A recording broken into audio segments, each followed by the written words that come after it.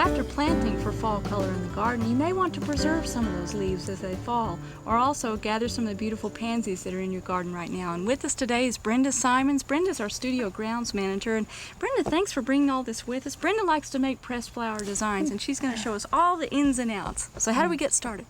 Well, basically, the things that you need to start out are a plant press, or even a large book. A large book works just as well. You need your plant material, and then you also need some blotting paper, or this is just newsprint.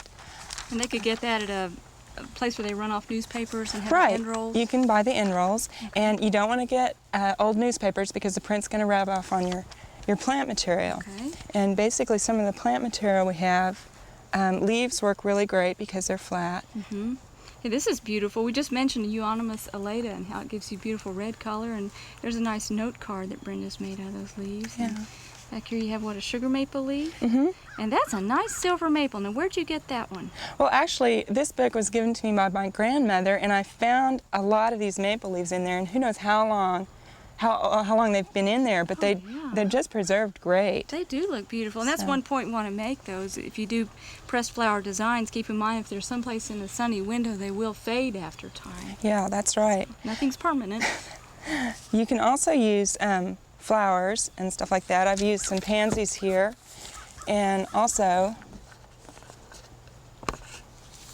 in the plant press here, I've got some Johnny Jump Ups, and I've also used some foliage with those. And you just pick the flowers. You want to use fresh flowers, and place them in here, position them, and then cover them with blotter paper. And then go ahead and just strap that down and keep that tight. Now, you can, when you put them in the book, you may want to put some bricks or bigger books on there to keep the pressure.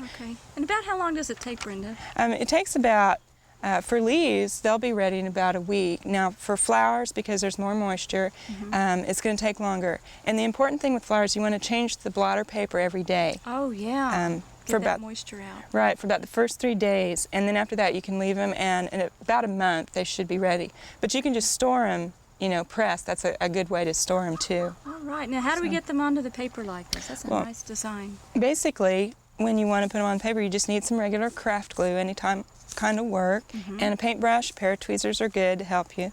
And you just take and brush the glue on the back of the leaves with the brush, and then gently place them on there and press them down.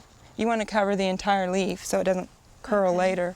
And then you can put that back in the book or the plant press overnight to let it dry. Yeah, I guess that'd be pretty important so you don't get that rippling from the glue. Yeah. Well, this looks really nice. Now, looks like just anyone could do this, and we want you folks to keep in mind that that time of year is coming up when you need gifts for teachers, and you need a quick project for your kids to do. This is one that they could do. Get out and gather some fall foliage. And Brenda, thanks for showing this to us. I think it'd be a real fun project for gardeners, and we want you all to be sure to come back and join us next week for more tips on Oklahoma gardening.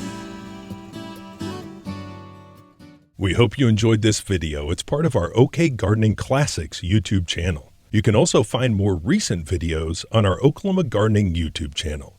And join us on social media for great gardening tips, photos, and discussion.